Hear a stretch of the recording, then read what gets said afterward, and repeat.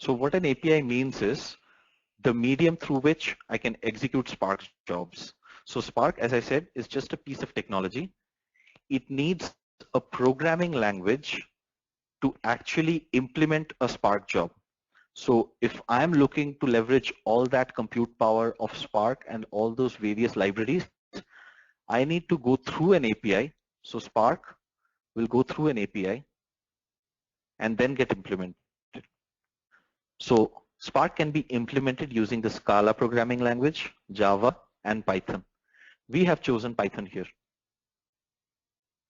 So Python, as of today, is at par with Scala for performance. And since Python is a much more readable and expressive language, we are going to go ahead with the Python API, and we start calling that PySpark.